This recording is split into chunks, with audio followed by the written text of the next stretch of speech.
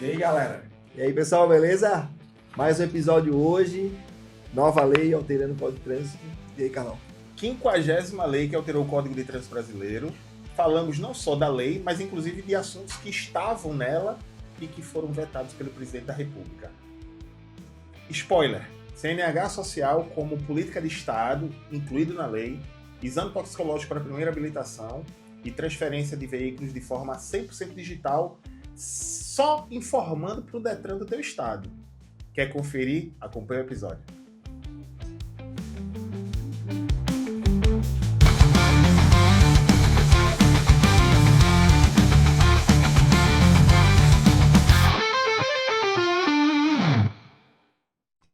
Maravilha, mais um episódio do podcast Em Trânsito. Eu, do lado de cá, professor Carlão. E eu, Paulo Botelho. Para mais um vídeo, aliás, para mais um episódio, para falar da 50ª mudança do Código de Trânsito Brasileiro. São 50 leis até hoje que mudaram o Código de Trânsito Brasileiro e essa, por mais que não seja tão extensa, traz temas muito importantes. Nela, traz aqui transferência de propriedade de veículo em meio digital.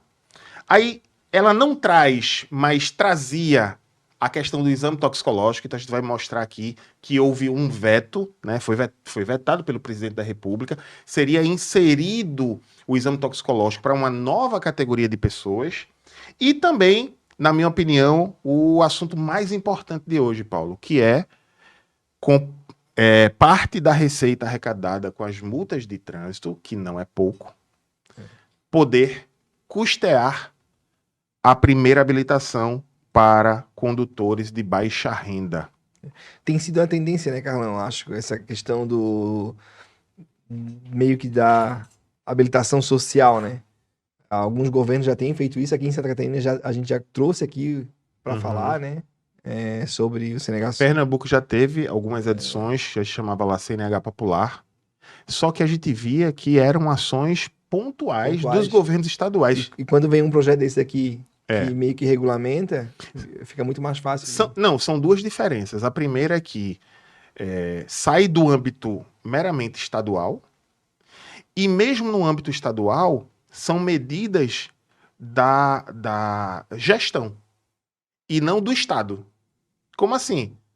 A critério do governante. Agora, com a lei, deixa de ser no âmbito apenas dos estados, passa para o âmbito federal e se torna uma medida de Estado e não de governo, uma vez que está na lei. Enfim, é só implementar. Então, essa lei aqui, a gente está falando da Lei 15.153, que foi sancionada em 26 de junho de 2025, 26 de junho de 2025, pelo presidente Luiz Inácio Lula da Silva, e traz esses três assuntos aí, Paulo. O primeiro deles é sobre a questão da transferência de propriedade em meio eletrônico. E o que é interessante aqui? Essa transferência de propriedade de veículo já acontece. Dependendo da integração do Estado com o cartório, eu não entendo bem essa parte, mas hoje já é possível fazer transferência 100% em meio digital. Tu já teve alguma experiência nesse sentido? Aqui não, eu até troquei de carro recentemente, né? Troquei de moto, e eu fui fazer e não tinha aqui, aí eu até fui pesquisar, mas fui no aplicativo e aí não tinha, o estado de Santa Catarina não tá. E aí eu fui pesquisar sobre. Aí tem alguns estados, eu acho que São Paulo já tá, Minas Gerais. Não lembro todos de cabeça, mas eu acho que São Paulo, Minas. Então, é uma praticidade enorme, né? Porque, eu tive que ir no cartório, fazer abrir um serviço lá, assinar. Eu tive que ir no despachante abrir um serviço para ir no cartório, assinar, fazer a vistoria, tudo, e pega carro, vai. E assim, na mão, né?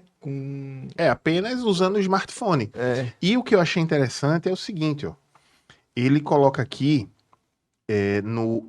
foi incluído no artigo 123, que atualmente não. Até então, só tinha 3 parágrafos. Aí foi incluído no artigo 123 o parágrafo 4º.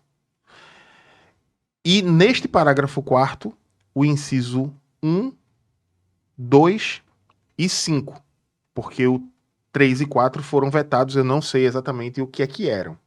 Mas o que me chamou a atenção aqui no parágrafo 4º, inciso 2, foi o seguinte, ó.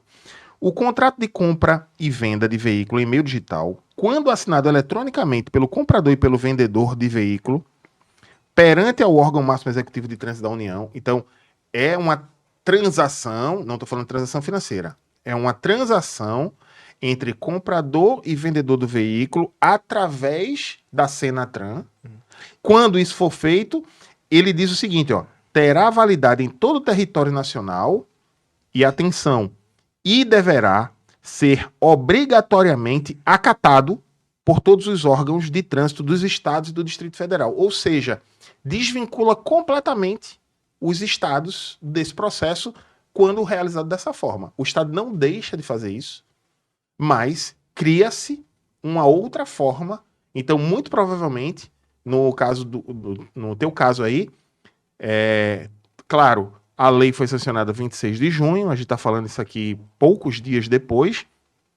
Vai precisar de regulamentação, né? Precisa dizer como é a regulamentação, diz como é que vai ser feito. Mas, muito em breve, sequer os estados vão ser acionados pelas partes. O que eles vão ser é informados, pelo que eu estou entendendo, pela Senatran. Interessante, né? Uma coisa parecida já acontece, que é mais ou menos, não, mas é bem parecido. Quando tu vai botar o condutor principal, tu entra no teu aplicativo e tu vai dizer quem é o condutor. Tem o meu carro aqui. Indicar o condutor principal. Quem é o condutor principal dele? Tu vai lá, bota a pessoa tem que entrar no aplicativo dela e aceitar. Então vai ser mais ou menos assim. Mas é isso. Eu acredito que lá em Pernambuco já faz a transferência em meio digital, porque Rômulo fez um vídeo sobre isso, e eu tenho certeza que ele mostrou no aplicativo. E basicamente é isso. Você vende, a parte que está comprando recebe a notificação, porque é informado o CPF, e quem compra aceita aquela transação. Ou seja, mostra que quem está vendendo está indicando o comprador e o comprador, por sua vez, aceita essa indicação. Hoje em dia, como tu tem que estar logado ali, acaba sendo uma assinatura como se fosse um reconhecimento. Sim. Assim como hoje a gente assina um contrato pelo GovBR. Sim, sim. Né? Então, tipo, é a mesma coisa que no cartório, carimbar, ó, é essa assinatura dele. Né? Toda essa transação aqui vai ser via GovBR, que já está sendo por alguns estados, mas quando for implantado na totalidade, e aí a boa notícia é que para Santa Catarina isso vai ser incluído agora, né? Não necessariamente vai precisar do Detran. O que ele diz aqui que é critério do órgão do estado é a vistoria, né? Isso. A vistoria... Ali ele fala que não depende do órgão, né? A transferência. Esse trecho aqui, o inciso 5, eu tenho dúvidas. Eu tenho dúvidas de como é que vai ser. Por quê? Porque ele fala que poderá ser realizada em formato eletrônico. Pois é. Então, como é que seria? Talvez as pessoas que entendam mais disso já saibam como é que vai ser. Mas, por exemplo, tem itens que você não consegue ver de forma... É porque eu também... É bem confuso isso aqui. Porque assim, e também quem credencia a vistoria é o Estado. Quem dá o credenciamento para aquele cara poder fazer a vistoria é o Estado, né? Como é que seria feito isso nacionalmente? Vai ter que regulamentar mesmo, pra gente poder entender como ficaria isso. Tipo, agora eu fiz o seguro da moto, eu não precisei ir até uma vistoria. Eu usei eles dão, a própria seguradora tem um aplicativo, né? Tu entra lá, ele pede foto do painel com a chave ligada, foto da frente, foto da lateral, foto do chassi, foto da traseira, pegando a placa, posição. Então eu ia batendo a foto e enviei documento da moto, foto do documento da moto. Minha habilitação, foto da habilitação. E eu enviei para eles. Aí, algumas horas depois, já recebi um e-mail com a pólice. Foi aprovada a vistoria. Eu entendo que, assim, no caso da vistoria para fins de seguro, o que precisa considerar é o estado geral do veículo, né? O estado geral. No caso da vistoria veicular para transferência, é o funcionamento. Então, por exemplo, a foto não vai conseguir identificar, por exemplo, se o limpador de para-brisa vai estar funcionando. Só para dar um exemplo, né? Mas, enfim, a ver. Eu acho, na verdade, independente de como vai ser essa regulamentação, eu sou extremamente favorável, Paulo. Cada vez mais a gente tem que tem que desburocratizar, Uma coisa que pode acontecer é as empresas credenciadas, pressionarem, né? não, é ter um acesso e colocar a vistoria feita lá no sistema. Pode ser isso. Eu acho que é isso. Algo assim, né? É, Tipo, eu procuro a mais perto de mim, vou lá, faço a vistoria e ele lança isso. deve ser Ele isso. lança isso para certo. Deve ser isso. Certamente não é o próprio A própria pessoa, né? que vai fazer. É. Certamente não é. Aí a gente passa para o segundo tópico. Daqui a pouco a gente vai falar sobre o custeio da CNH, né? Que a gente vai ver aí que vai favorecer, eu diria, milhões de pessoas, não milhares, milhões de Uhum. pessoas, com certeza. Mas um assunto muito polêmico, Paulo, e que estava no projeto de lei era a realização do exame toxicológico para o processo de primeira habilitação. Esse realmente estava trazendo polêmica. Por quê? Hoje, o exame toxicológico, com janela de detecção de 90 dias, oriundo da Lei 13.103, que inclui o artigo 148-A do Código de Trânsito Brasileiro, prevê que esse exame é para os condutores das categorias C, D e E. Isso porque a própria Lei 13.103 é a lei do descanso, a lei dos caminhoneiros. Então, ela foi criada numa lei que tinha relação direta com motoristas de veículos de grande porte. Sendo que já há uma discussão há muito tempo de, poxa, os próprios motoristas de veículo de grande porte questionam. É só a gente que... Eu lembro que em sala de aula, cara, porque eu dava aula presencial nessa época, né? Era a maior dor deles, assim, pô, porque é a gente só. E eu lembro que eu usava como argumento, e aí um argumento bem pessoal, que assim, que era importante, né? E por ele ser profissional, era o primeiro passo, mas que provavelmente isso iria se estender, Uhum. né? Tipo, para todos uma hora. Mas que até pela estrutura de cobrança, de adaptação de todo mundo poder fazer isso, né? Tu precisaria ter um pontapé inicial, né? E aí, os profissionais, querendo ou não, eram o que mais tinha reportagem, era o que tinha E que os impactos são maiores, né? Quando você isso. conduz um ônibus, É, se dá alguma bronca, você tem ali é. 40 vidas, né? E aí, eu falava isso. E eu até achei, cara, que demorou. Tá demorando ainda, né? Porque foi vetado. Mas eu achei que já, tipo, eu achei que ia ser logo em seguida dos profissionais, eu achei que já ia vir a primeira habilitação, sabe? Eu acho, assim, esse assunto bem polêmico. Só para esclarecer, a proposta que foi vetada trazia só para obtenção, ele não trazia para renovação. Uhum. Então era meio que quem vai tirar a primeira habilitação teria que fazer o exame toxicológico. Nas renovações, não, continuaria sendo categoria C, D e E. Eu imagino não, eu tenho certeza que existe um lobby para que isso aconteça. Uhum. Inclusive, não está garantido que não vai ter. Porque o Congresso pode vetar não, pode derrubar o veto do presidente. E passa a ser obrigatório. Contudo, eu, ao longo dos anos, Paulo, eu mudei meu posicionamento, sabia? Vou te dizer por quê. Para todas as categorias, eu nunca concordei com o exame toxicológico, da forma como é feito. Vou te dizer por quê. Primeiro, porque basicamente o que é que o exame toxicológico ele está dizendo ali? Seguinte, se deu positivo no exame toxicológico nos últimos 90 dias, porque a janela de detecção são 90 dias,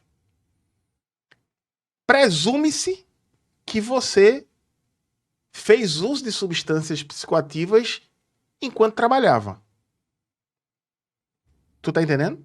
Tipo assim, dificilmente alguém vai fazer somente fora do momento que está trabalhando. Eu até concordo com isso. Mas, de um modo geral, todos nós temos a presunção de inocência, até prova em contrário. Mas aqui era uma presunção de culpa. Era tipo assim, se o exame toxicológico deu positivo para você, há 90 dias, você estava dirigindo. Basicamente é isso. Então, eu achava isso irregular. O segundo fator é que está mais escancarado do que qualquer outra coisa que existem clínicas que, por exemplo, tu chega lá para fazer o exame toxicológico. Aí tu diz assim, eu sou evangélico. O senhor fez uso de substância, porque tem um questionário, né? Parará. Não, eu sou evangélico, não uso tal. Aí o cara, isso aí tem reportagem, tem tudo.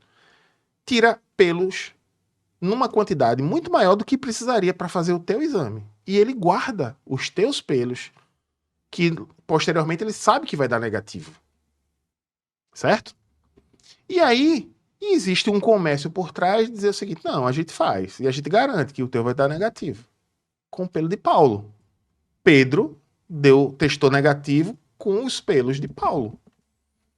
Isso acontece. Sim. Tem reportagem. Tem casos concretos. E tinha um outro argumento.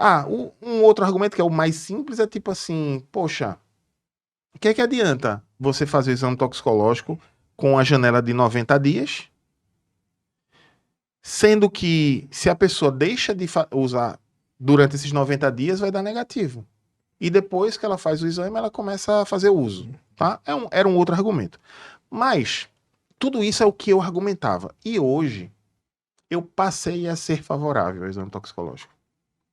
Por um simples motivo. Os sinistros caíram drasticamente. Primeiro ano foi 30% em rodovia. Drasticamente. Então assim, Carlão, mas tu tá defendendo, existe um lobby por trás. Eu sei. Eu também sei. Carlão, existe aí clínicas. Eu sei. Quem disse que tudo vai ser da melhor forma possível? Que tudo vai contemplar... Não. Agora, fato é que com a inclusão dos exames toxicológicos na fiscalização desses condutores, os índices de sinistros reduziram, pô. Então não tem como ficar contra. E eu acredito que não foi nem só o da CNH, tá? Eu acredito que o exame também na contratação, quando tu contrata e quando tu coloca o funcionário pra rua, que agora é obrigado também, eu acho que isso também contribui Admissional, muito. né? Então eu acho que isso contribui muito. Mas eu também tinha essa visão, primeiro que eu era indignado por a questão do lobby, porque a gente viu isso, né?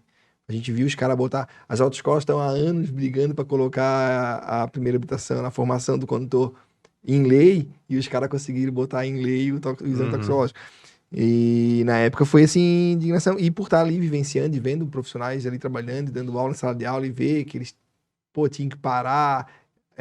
Teve gente esperando 15 dias, 30, 20 dias o resultado para poder voltar a trabalhar, que estava travado naquilo ali. Mas quando tu pega assim no primeiro ano, eu lembro que a gente fez um levantamento assim, e no primeiro ano foi de cada 100 pessoas, 30 foram salvas, né? Foi 30% a menos acidentes em rodovia, né? E aí eu acho que é aquilo que tu fala, por mais que tu veja a coisa errada, é peso. A gente pesa. Isso. Então, o que se na pode... balança... o que se pode fazer? Agora vamos melhorar o que tá errado aí, né? Assim. E aí, só para complementar, por este motivo, Paulo, eu tenho tido uma tendência de concordar com todas as categorias. Porém, o problema é o custo disso. Então, por exemplo, será que agora que no processo de habilitação sendo custeado, não valeria a pena isso ter sido mantido? É só uma dúvida. E isto, porque nesse processo de habilitação que a gente vai falar daqui a pouquinho, eu falo aqui todas as despesas relacionadas ao processo de habilitação. Cara, aí eu não tenho dúvida nenhuma, Paulo. Mas não só para a primeira habilitação. Eu acho que, por que não o exame toxicológico, de alguma forma, não entra como um subsídio público? Ou outras situações, né, Carlão? Tipo, hoje tem taxa que tu paga que não... Tipo a LDV, que não é mais o documento... Pois é. O documento do veículo não é mais papel moeda. Pois é, taxa de licenciamento. Então, bota isso, né, pra cobrir... Exatamente. E esse tende a baratear. Porque se já... Eu lembro assim, o meu primeiro exame toxicológico foi R$280. O último que eu fiz agora, meses atrás, foi 140 e poucos. Já foi metade do preço. Qual é a taxa do licenciamento aqui em Santa Catarina? 100 e poucos. Não passa de 200, né? Deve ser mais ou menos uns 140, não é não? Pô, pessoal, por que manter uma taxa de licenciamento se você podia custear o exame toxicológico de todos os motoristas brasileiros. Pô, agora, qual é o estado que quer abrir mão disso? Qual é o estado que quer abrir mão? Porque deveria, né? Porque tinha emissão de papel moeda, a gente já falou até isso Já falamos aqui. aqui e em vídeo do canal também. Ó, e aí, alguma dúvida? Assim, mais alguma coisa que queira falar? Não. Toxicológico? Então, a gente passa para a questão do custeio, né? A gente tem, Paulo, um artigo no código, o artigo 320, que ele fala que a receita arrecadada com as multas de trânsito deve ser aplicado, já faz tempo que existe esse artigo, exclusivamente com sinalização, engenharia de campo, policiamento, fiscalização, renovação da frota circulante, que entrou depois, educação para o trânsito e em custeio do processo de habilitação de condutores de baixa renda. Isso entrou agora. Inclusive, se a gente observar, ele tem um parágrafo aqui, atualmente, tá? Antes mesmo dessa lei, que eu, sinceramente, nunca concordei. Que é para diminuir a evasão dos postos de pedágio. Deixa eu botar aqui, 320, antes desta lei, né? Ele traz aqui, ó, parágrafo 3º. O valor total destinado a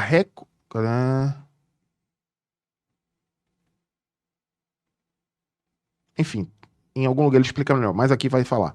O valor total destinado à recomposição das perdas de receita das concessionárias de rodovias e vias urbanas, em decorrência do não pagamento de pedágio por usuários da via, não podendo ultrapassar o montante total arrecadado por meio das multas aplicadas no fundamento do artigo 209. É tipo assim, quem se evadir de pedágio, paga a multa, que é artigo 209A.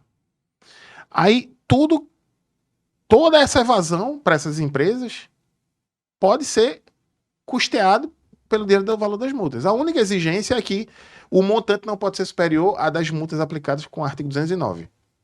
Mas, poxa, todo negócio tem os riscos. Aí, pô, a concessionária que tem contratos assim de anos e mais anos, é o mínimo. É absolver o cara que evade pedágio, que deve ser o quê? 1%? 0,5%? Né? Enfim. E agora foi incluído no artigo 320 o parágrafo 4º e o parágrafo 5º, que traz que o custeio do processo de habilitação de condutores contemplará as taxas e demais despesas relativas ao processo de formação de condutores e de concessão do documento de habilitação para candidatos de baixa renda. Ou seja, com esse dispositivo legal aqui, primeiro, o processo de habilitação de condutores sai do âmbito dos estados e não o processo de formação de condutores, reformulando. O processo de custeio para um programa popular de habitação deixa de ser uma política apenas dos estados, a critério de cada governo, e passa a ser uma política de Estado em nível federal. Logo, se o governante A não gosta desse tipo de programa, ele faz ou não faz na regra atual. Hoje, com o programa sendo nacional, todos os estados serão contemplados. Como vai ser isso? Não dá para saber. A única coisa que a gente sabe como vai ser é que essas pessoas, para serem consideradas de baixa renda, precisam estar cadastradas no CAD único do governo federal. É o que a gente sabe. Muitos já estão assim. Uma coisa que eu fico com dúvida, Cláudio, até ver na tua experiência dessas leis que vão entrando, ele não fala em porcentagem, né? Não. Não fala, ele não chega a citar FUNSET, ele só fala das multas, né? Isso é que eu fiquei na dúvida também, né? Tipo... E aí, a regulamentação pode até definir. A regulamentação pode até definir.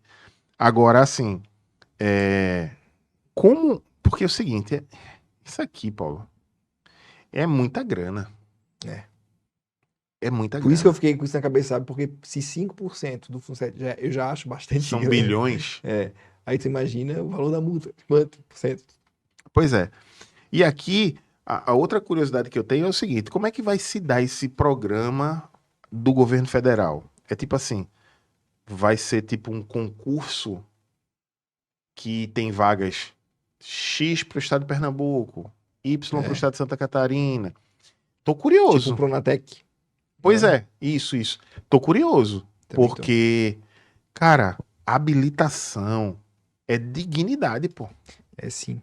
E, Carlão, a gente não pode esquecer do nosso patrocinador. Quando a gente fala em qualidade, a gente fala em material de qualidade. E a editora Ágata aqui hoje, né, como sempre, patrocinando a gente aqui no podcast, com manuais exclusivos para Centro de Formação de Condutores, primeira habilitação, cursos especializados. E para você que é ouvinte aqui do canal, o livro Serei Instrutor Agora está com desconto especial, né? Então o livro está aqui na tela. É só chamar eles aqui pelo WhatsApp aí e falar que veio do podcast, que eles vão dar esse desconto especial para vocês. E eu quero aproveitar o embalo e falar também da EAD Blue Data. É uma empresa para quem quer faturar, tá? Se você está interessado em fazer cursos especializados, você pode deixar nos comentários que quer fazer o curso. O que eu estou agora te falando é uma oportunidade de você revender os cursos. Você pode até fazer o seu e começar a revender. E ter um bom lucro para isso. Por quê? Fazendo isso. Por quê? Porque a Blue Data já tem os cursos especializados, coletivo de passageiro, transporte de emergência, está tudo pronto. O que você precisa para se tornar um parceiro e revender e ter um bom lucro é preencher esse formulário aqui. Você preenche o formulário, coloca teus dados, diz, eu vim pelo podcast em trânsito e eu quero revender cursos. Coloca lá, a equipe vai te entrar em contato, vai te dizer todo o procedimento para você começar a fazer suas primeiras vendas e ter uma boa margem de lucro. Eu sou parceiro da Blue Data e recomendo de verdade. Cara, eu acho assim, ó, o fato de vir essa regulamentação, de vir isso e deixar em âmbito nacional e vindo do valor das multas, eu acho que é um grande passo nosso hoje, principalmente, porque tu consegue dar chance, principalmente porque tem estados que já estão fazendo isso. Estados que já estão mais estruturados, que tem verba, né, de algum setor que consegue mexer nisso aí. Mas agora, cara, até os estados que muitas vezes não tinham, né, projeto, programa, vê que tem verba da multa destinada a isso, vão aderir a isso. E aí, normalmente, esses estados são os estados que mais precisam. É onde mais Sim, gente sim, sim. precisa conquistar a habilitação. Então, eu vejo, assim, essa mudança no código. O lá de Pernambuco, Paulo, ele. Eu não vou lembrar, mas é fácil pesquisar. Mas ele não contemplava apenas pessoas de baixa renda.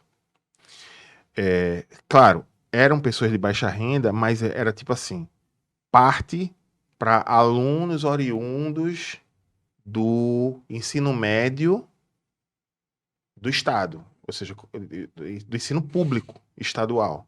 Aí tinha um percentual, isso eu lembro bem, que era o menor percentual, mas era pessoas oriundas do sistema prisional, ou seja, alguém que tinha cumprido pena e estava saindo do regime fechado. E tinha também pessoas cadastradas no Cade Único e tal. Então mas era categorizado. E, cara, foi um sucesso na época. Eu acho que começou com o Eduardo Campos até.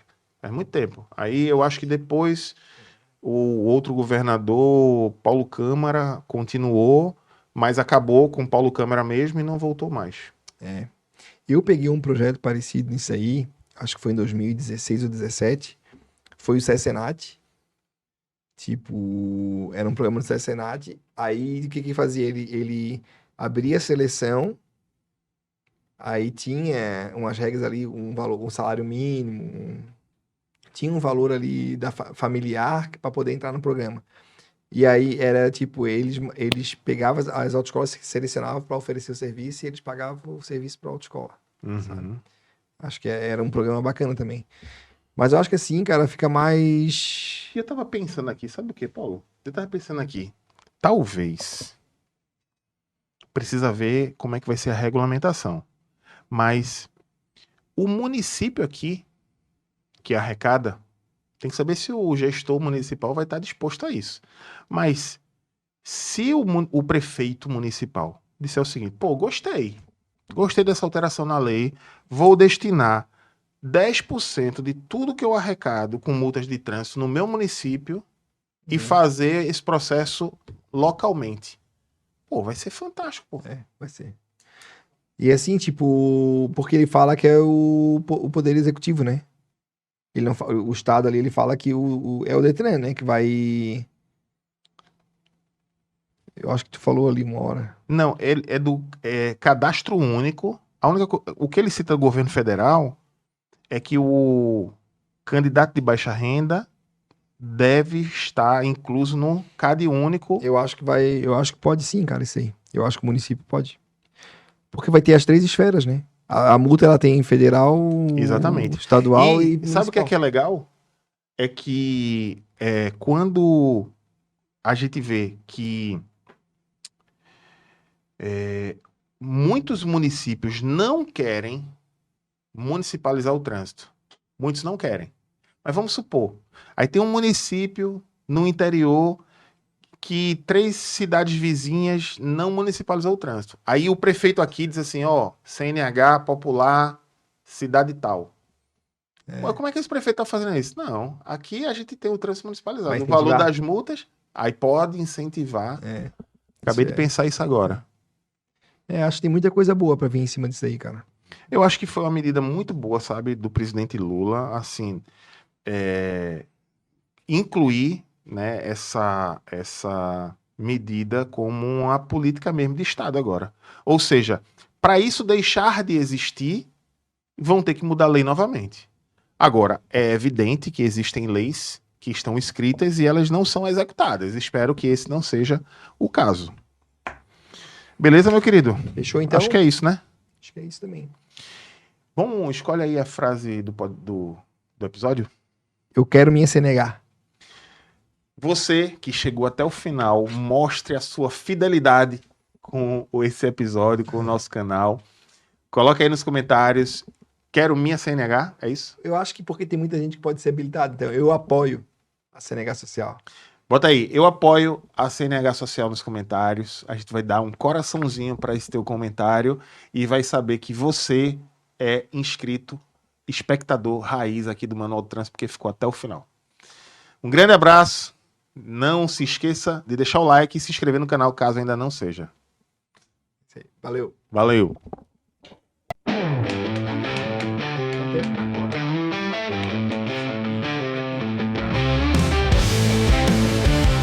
Cara, isso aí. É o resumo das pessoas. Não é o resumo das pessoas. Eu vi hoje, sabe o quê? Uma matéria dizendo assim, mais pessoas estão deixando de ter filhos e optando por técnicos.